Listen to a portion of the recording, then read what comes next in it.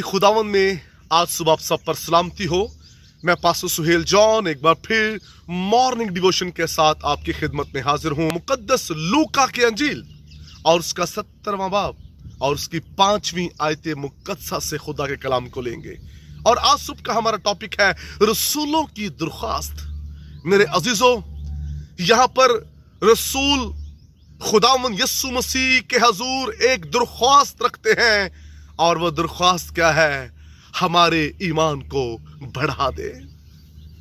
कलाम मुकद्दस के अंदर लिखा है, बगैर ईमान के खुदा को पसंद आना नामुमकिन है, इसलिए खुदा के पास आने वाले को ईमान लाना चाहिए। ईमान जो है ये हमारा जबरदस्त हथियार है। और रसूलों ने दरख्वास्त की यीशु मसीह से कि खुदावंद यीशु मसीह हमारे लिए दुआ करें कि हमारा ईमान बढ़ जाए, हमारा ईमान मजबूत हो, हमारा ईमान जाता ना रहे। मेरे अजीजों, ईमान मुश्किल हालात में, ईमान तूफानों में आपकी मदद करता है। आपका ईमान आपको बदरूहों पर फतह बख्शता है। ईमान ही है, ईमान से हम गालिब आते हैं। ईमान आपका एक ऐसा जबरदस्त हथियार है जिससे आप शैतान और उसकी कुव्वतों पर गालिब आएंगे। मेरे अजीजों, आइए एक हवाला हम कलाम मुकद्दस में से देखते हैं ईमान के ताल्लुक से। लूका की अंजील उसका 22वां बाब और उसकी 31वीं और 32वीं आयत मुकद्दसा। शमाउन शमाउन, देख शैतान ने तुम लोगों को मांग लिया ताकि गेहूं की तरह फटके, लेकिन मैंने तेरे लिए दुआ की कि तेरा ईमान जाता ना रहे, और जब तू रुजू करे तो अपने भाइयों को मजबूत करना। Praise the Lord, praise the Lord.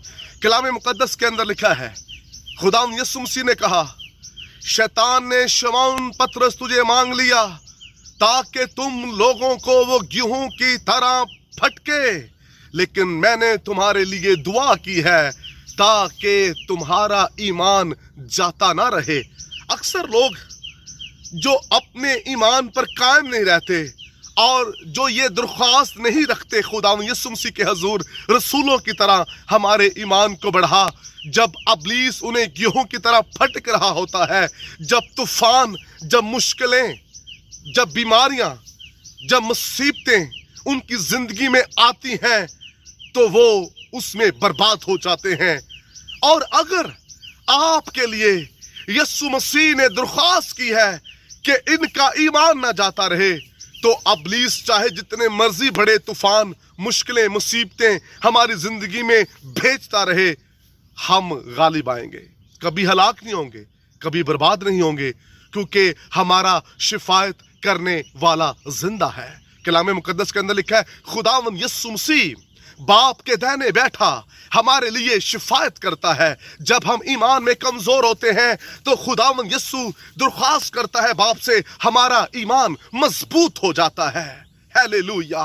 इसलिए ये बाबरकत दरख्वास्त जो रसूलों ने यीशु के हजूर में रखी, हमें भी हर रोज ये कहना चाहिए, यीशु मसीह मेरे ईमान को बढ़ा, मेरे ईमान को मजबूत कर। खुदा मेरा ईमान कमजोर ना हो। जब आप ईमान में मजबूत होंगे तो आप अबलीस की कुव्वतों पर गालिब आएंगे।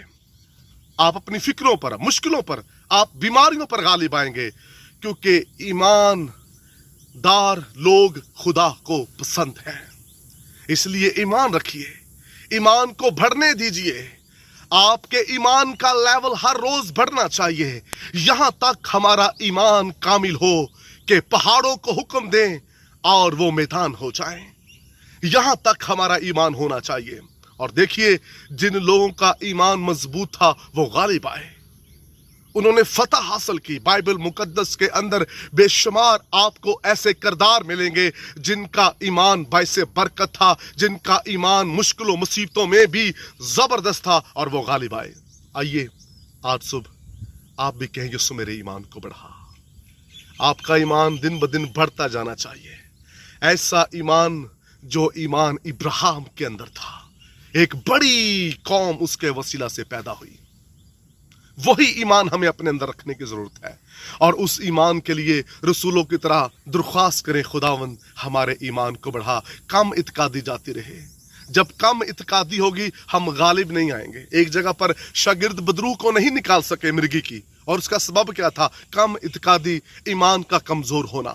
جب ہمارے معاملات ٹھیک نہیں ہو رہے ہوتے، بیمار اچھے نہیں ہو رہے ہوتے، کلیسیا بھر نہیں رہی ہوتی، ہمارے حالات ٹھیک نہیں ہو رہے ہوتے، ایسے حالات میں کیا کرنے کی ضرورت ہے؟ یہ درخواست کرنے کی، ہمارے ایمان کو بڑھا. ایمان بہت سی چیزوں کو جو ہے جنم دیتا ہے. آئیے آج صبح اپنے ایمان پر غور کرے. خداوند آپ کو برکت دے.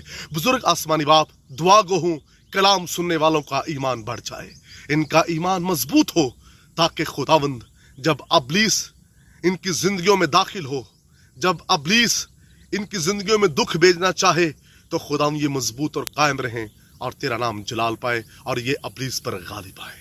یسوع نام میں.